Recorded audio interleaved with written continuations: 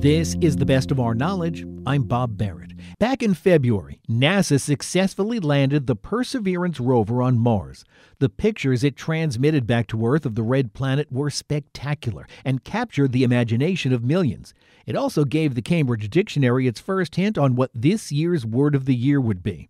They got a huge bump of hits on their online entry for the word perseverance. That, coupled with the ongoing pandemic, made perseverance an obvious choice.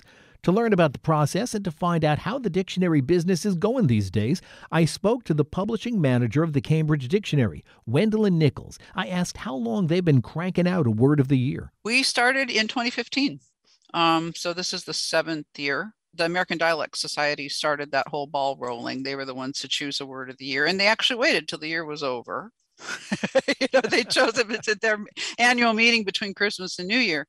And at some point, I think Oxford were the next ones to kind of say, hey, I think we'll do one. And so I felt that if we were going to do that, it had to actually be meaningful rather than, well, we're a dictionary publisher and we're going to kind of look at the zeitgeist and pick something, We were online early in 1999. And so as a result of that, and a lot of work over the years, we're a global website, but the unique thing about us is that we're for learners of English, and we're really data-driven. What we put into the dictionary is driven by what people are looking up and they can't find. And we have people actively looking out for new words and new meanings and adding like 150, sometimes upwards of 200 a month to the site. So for us, what I felt was, okay, let's look at what people actually looked up and see if we find things that are anomalous. And can we tie that to what's going on in the world? So it's only been twice that we've actually chosen something that was a neologism. 1 year was upcycle and another was nomophobia, right? All the rest of them have been to do with the zeitgeist spiking because of what was going on in the world. So we found that last year with quarantine. But for us with quarantine, what was interesting is there's a feedback loop between this word of the year process, and we go back and revisit our definitions for words. And last year we found that there was a whole new meaning that emerged of quarantine that was the equivalent of lockdown. So we completely rewrote those entries. And this year, the Perseverance rover triggered people looking it up. But because our site is for learners of English, they don't know what perseverance means. So we saw a huge spike, obviously, around about February 18th when the rover landed. But then the lookups have stayed higher over the course of the year with some extra bumps around the news. So now that perseverance has been named the word of the year, what else has Cambridge done to augment understanding of the word? We have a thesaurus article about the difference between perseverance and persistence and being determined and stick-to-itiveness, giving more information to learners than just here is the definition of perseverance. So when we look at perseverance, we want to say, well, how does the thesaurus treat that and the differentiation between those entries? And we do want to have time to actually look at the way that we've accounted for this word and say, well, maybe we need to be more precise here or there, because the dictionary that this sits in originated in 1995. And a word like perseverance probably was there from 1995 and might not have been revisited, except for major re-editions maybe twice in its history. And so it's always worth going back and saying, well, can we be even more helpful for users? When would you use persistent as opposed to perseverant, which, and the perseverant is like this rare formal sort of, but we need to make sure that that's part of it. So there is a whole group of words if you look at the thesaurus entry. So we could tie that into what's happened in the world right now. And it just felt like, well, what a beautiful metaphor for what we have to do as a world and a society with the pandemic and everything going on, is to persevere. So we tried to be very data-driven from the start. There's no way we would have made it out of 2020 without perseverance. That's absolutely right. And the thing about perseverance that is different from just determination, that we discovered, because we have, I don't know, 2.5 billion, I forget how many billions of words the corpus is now, but this massive data collection of written and spoken English that we analyze as, lexicographers. We look at the environment in which words are being used and the other words that are used along with it. And that is how you start to tease out nuances of differences in meanings. So perseverance, it's a mental strength as opposed to a physical one for the most part. It is different from determination, in that determination is almost always associated with a really concrete goal, whereas perseverance is, there may be no end in sight, but I'm going to keep going. And you're trying to achieve something, but you don't know if you'll ever get there, but you do it anyway. It gives you a chance to just go back and look at an old word in a new light. How has the dictionary business changed in the digital age? Oh, mercy. First of all, the biggest change for me over the course of my career, and I started in 92 after having been an English as a second language teacher for, like 12 years. The move from print to digital has meant that the constraints of 1,600 pages for, say, a college dictionary, and nobody wanted to print more than 1,600 because you had to move to different equipment and they had to charge more, and nobody wanted to charge more than $25, So you kept having to try to cram more and more stuff. If you wanted to add new words, something had to come out. So space impinged on lexicography.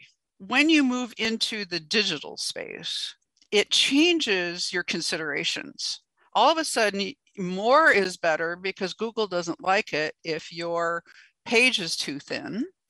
You need to have rich content on a page, especially for those of us that rely on advertising. If you just have a little, not very much information on a page and a lot of advertising, it will figure out that you're trying to game the system and it will de-index you. So you have to start thinking about, well, what does it mean to provide rich information to people? And the temptation is to just pile in programmatic stuff and just make your page longer. And for us, that's not really helpful for learners because it can overwhelm them with information. So you have to start thinking about, what would you have done if you could have done it when you had to use all these abbreviations and contractions and list derivative forms and not really give full definitions and examples of them because you didn't have the space? We have taken all the ly and the ness endings on, certain words and given them their own entry. But it is also, so it's changed the lexicography itself and what you can cover. But it also has, with social media in particular, the people that used to campaign via fax machine. So you would come in on a Monday morning and the fax machine was beeping because it had run out of paper, and you put more paper in it because people were, really angry about some word or another, It was a whole big media thing. Well, now that happens immediately by Twitter. Somebody gets angry and boom, it just explodes all over the place. And dictionary publishers don't have the chance to have a rounded conversation about why they are characterizing a given word in a particular way, because there's just too much, all that polarization that's in society that makes people not grant others the space so that they can listen. That happens in the dictionary world too. We get people campaigning to put their pet words in, and if they can just find a celebrity to tweet about it and there's this sort of shame on you, Cambridge Dictionary, that you haven't put this kid's word in. So we did not have to deal with that when it was just print. I did not realize dictionaries had Twitter trolls attacking them. We do. That's news to me. We absolutely do, and I get, here's a really interesting example, I think, and that is, you probably are aware of Corey Stamper's book, Word by Word, and she has a chapter on tackling the entry for the word bitch, right? Okay. It used to be, lexicography was very strict about having equivalency style definitions, right? So you could just take the definition, stick it into the sentence where that word sat, and then it would work. It would work grammatically, and it would work in terms of its meaning to just be slotted in. And so the definition would have a label that would say disparaging or insulting or offensive or whatever that dictionary editorial policy was for signaling that this is not a nice word. but it would be up at the top of the entry and it would be in italic, and the definition itself would say a nasty and unpleasant woman or something like that. The kind of lens of the way that people look at language now, they look at that entry and they say, that is drawing an equal sign. This is who she is, you know? And so those kinds of definitions are problematic. And now we need to use usage style definitions that say, used to an insulting word for, you know, someone who you think is, you know, for a woman who is blah, blah, blah, right? So we're having to, and I think that's a good thing, because I think that dictionary publishers had raised to a high art the the ability to make a virtue out of the necessity for brevity, right? And people bought into this. They would think, oh, well, if I don't understand a dictionary definition, there must be something wrong with me, rather than there must be something wrong with the dictionary that can't explain it without making me go look up 7 words in the definition in order to understand the definition. Is there the temptation now to maybe go a bit too long now that you're not constrained by size? Yes. Yes, and there's a limit after which it just becomes too discursive and imprecise as a result. Oddly enough, longer doesn't necessarily mean more precise. You can repeat yourself. The temptation is to allow for too many outlying uses of the word within the core meaning. The question of whether to lump or split, which is the classic way of describing how a dictionary editorial policy approaches the lexicography to account for a word. Do you split it into a whole bunch of hairline meanings, or do you kind of lump them all? Do they all kind of fall into a family and you lump it together? And the answer to that has partly to do with who's your audience. You know, so a learner dictionary, we tend to lump more because it's not helpful for the users to have that kind of nicety. But an unabridged dictionary for native speakers does tend to really tease out very subtle differences in meanings. Whether that's helpful or not is an open question. So when do you all get together and start choosing next year's? Okay, so our word of the year process now, we start looking at the data at the end of August, believe it or not. So it's really sort of the word of the last 8 months plus the previous 4, because there's such long lead times in developing the campaign around it. So we pretty much settle on it by end of September. Look, our language research team does a deep dive into the corpus every year now, and for those who want to follow that trail a bit further, there's a deep dive into the data. What is the data telling us about the word perseverance? So we have to have time to do that. So yeah, we actually start alerting the data people to the fact that we need to be gathering the data right after Labor Day, I'd say. There's a particular software called Sketch Engine that we and other dictionary houses use to help us analyze that corpus data. And it helps create these kind of maps that tell you what other words co-occur a lot with perseverance, you know, the collocational behavior, what it modifies, what it's modified by, what it is, you know, perseverance, and what its context really is. Yeah. And so then those words that are part of that thesaurus study are really evident from that kind of map. They jump out at you, you know. And it really helps you choose the right example sentences as well, because for our type of dictionary, we're not quoting published text and giving a citation, you know, the way that the Oxford English Dictionary does, or the fuller versions of Merriam-Webster's Unabridged. We look at that data as coming from a range of texts. You know, it could be, you know, published and edited and highly academic. It could be ephemera. It can be spoken stuff. It's just everything in between.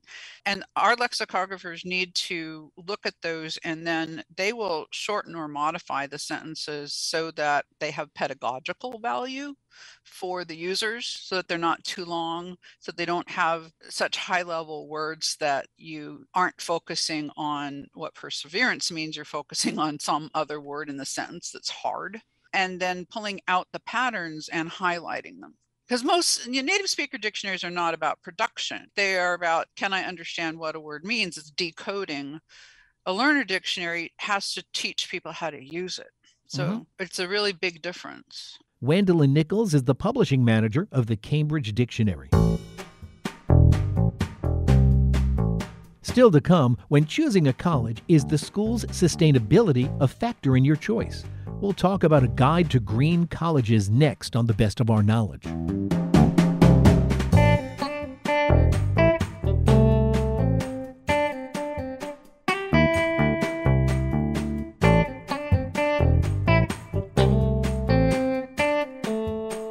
Got any questions or comments about The Best of Our Knowledge? Send them in. Our email address is knowledge@wamc.org. And if you'd like to listen to this or any past programs again, you can find them online at our flagship station's website. Just go to wamc.org and click on the programs link. And while you're there, subscribe to The Best of Our Knowledge's podcast or download the WAMC radio app to listen on demand, anytime, any place.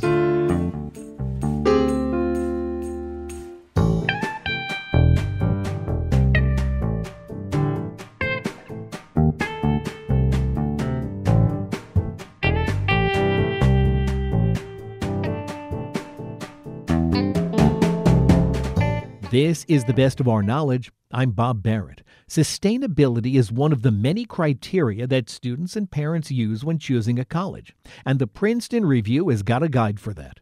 Their 12th annual Guide to Green Colleges was released last month and has listings for 420 schools in the U.S. and Canada, as well as a few in some far-off places around the globe. To find out how they put together this guide, we invited back Rob Franick, the editor-in-chief of the Princeton Review. I asked Rob how important sustainability is when it comes to choosing a college or university.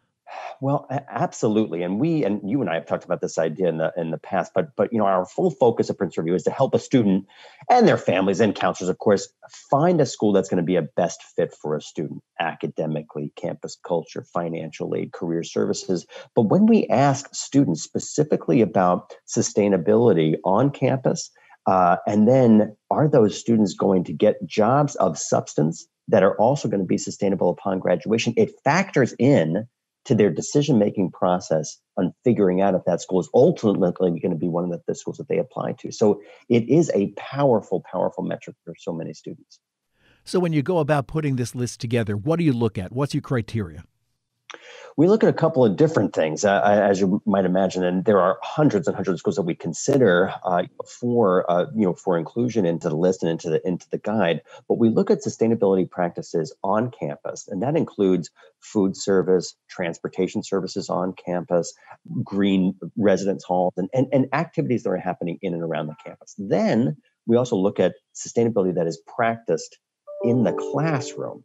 And that could be, academic disciplines that focus on sustainability. But the truth is, that most of these schools are liberal arts schools, so they're true Renaissance schools. So that's kind of filters into lots of different academic subjects. And then our students getting green jobs, sustainable jobs upon graduation. And you do list these schools alphabetically, so there's not this school is greener than the other one, right?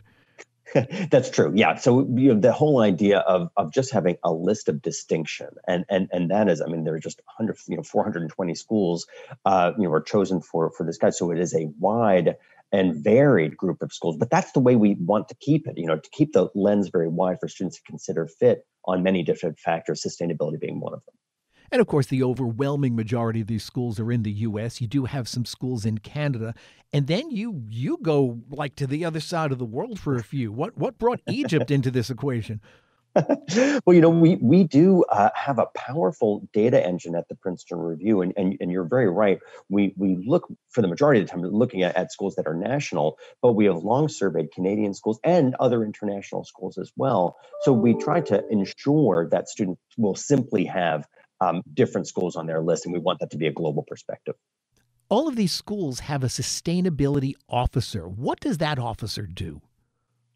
Sustainability officers, and it varies at different schools, but generally speaking, that sustainability officer will help with different things. One, integrating sustainability into curricula, so working with faculty members through the provost office and offices in that vein, and then focused on what students are doing by way of career services on campus, helping them to move on to sustainable either internships or experiential learning or learning communities while they're undergraduates, and then moving on to jobs after they graduate.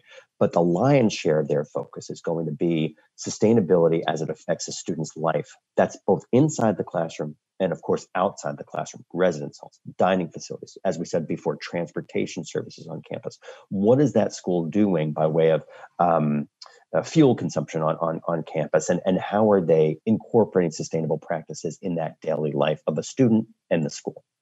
Do you take into account communities at all? Because I see there are some very rural schools, and there's Brooklyn College too. Of course, when we do try to keep that in mind, but again, we rely on two sources of information for our green guide, and that is both given by the school itself and then student opinion there as well. So in many ways, student opinion and the way a school interacts with the community could play into this fact, but we're relying on both of those sources. We don't have a separate survey that surveys the community of, X community outside of their campus gates. Well, how much of this is based on student feedback? I know you had to do a lot more this year because of the pandemic. Absolutely. And this is so valuable to us. I mean, in thinking about student opinion, we ask students their experiences about how sustainability practices will influence their life and education. Is there community support through the administration, other student environmental supports? Is there general awareness on campus? So those are many of the things that we will ask students. So it does factor in heavily into the way that we look at this algorithm in our general methodology. So do these schools, kind of lobby you, say, hey, look how green we've got. We want to be on this list. Generally speaking, no, they don't lobby us. But being that we've been putting this into play for 12 years, many schools are aware of it. And we have so much participation, both from, again, administrators on campus as well as students on campus. And particularly for students, if they use this resource in previous years when they were considering a school and finding best fit in their college and university, then they're more apt to participate in the survey and give us their opinion about what the experiences that they are academically or otherwise that they're having current day. How much of this information does go into a student's decision making? I mean, you talk to a lot of students all over the country. How much is this, top of mind for them? You know what? When we first started to do this project 12 years ago, we knew that it was powerful, but we didn't quite realize how powerful it was. And that has really been the continuous push of putting out this information. Students have been using this in a significant way, but they are moving on from those universities into jobs of substance based on those sustainability practices as well. So that's the stuff that I really feel that students are voting with their feet and choosing a school that has sustainability as a primary focus of education and campus life. But then it also prepares them for green jobs upon graduation. And those are the things that I had underestimated 12 years ago, but it is just continuously underscored in each time we do this survey annually. Well, you've got your regular annual survey. You've got your regular annual how to pay for schools. Now this green guide. Anything else up your sleeves? Well, we're doing so many different things. We keep focusing on this idea of college to career. We have a resource on our website called Best Value Colleges. I mean, college has not gotten any less expensive, even through our COVID times. And that is one of the things that causes so much fear and stress around students and their parents when thinking about colleges. So you can count on us continuously putting out information in that vein as well. Rob Franick is the editor-in-chief of the Princeton Review. The Princeton Review's Guide to Green Colleges 2022 edition was released in October. An artist has combined her craft with science and came up with oysters. It'll all make sense in a minute. That's the topic of today's Academic Minute. When art and science meet, good things can happen. I'm Dr. Lynn Pascarella, president of the Association of American Colleges and Universities. And today on the Academic Minute, Carolyn Henney, professor in the Department of Art at Florida State University, discusses one such instance. Sea Stars, my sculptural installation on a sandbar in Beaufort, North Carolina, is a colorful and biodegradable set of sculptures that will transform into living oyster reefs and be viewable during low tide. The work is driven by the belief in the power of exchange between disciplines and the ability for artists' works to serve as vehicles for inspiration, change, and action. This new direction in artistic research and production stems from my participation as the FSU representative at Bridging Chasms, a symposium involving 8 scholars from across the ACC. Each participant presented on elements and crucial details of their discipline. Dr. Niels Lindquist, a marine ecologist at UNC's Institute of Marine Sciences, was also a participant. He and his commercial fisherman partner David Cessna at the Sandbar Oyster Company have developed a uniquely successful substrate for attracting wild native oyster larvae. It had not occurred to Lindquist before we met that his materials research could also be employed to make sculpture. This fortunate encounter sparked our collaboration and affords me unique ways of making art capable of generating change and helping to heal the planet. I am using the opportunity to pivot to eco-conscious materials and proactively address environmental issues relative to food scarcity, climate change, water quality, and the reduction of carbon dioxide in the atmosphere, all the while providing habitat to a wide range of marine life and helping to preserve shorelines. That was Carolyn Henney of Florida State University. You can find this, other segments, and more information about the professors at academicminute.org. The Academic Minute is a production of WAMC, Northeast Public Radio, in partnership with the Association of American Colleges and Universities.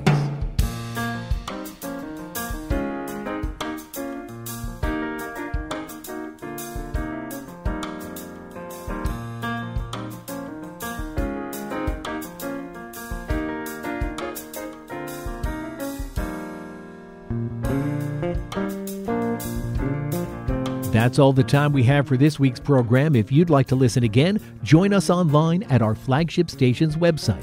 Go to WAMC.org and click on the programs link. While you're there, subscribe to our podcast or any of the other WAMC or National Productions podcasts. And if you have any questions or comments about the program, send them in.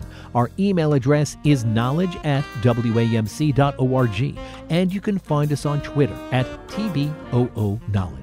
I'm Bob Barrett. Be sure to join us next time for another edition of The Best of Our Knowledge. Bob Barrett is producer of The Best of Our Knowledge. Dr. Alan Chartock is executive producer. The Best of Our Knowledge is a production of WAMC Radio's National Productions, which is solely responsible for its content. Hear more at WAMC.org.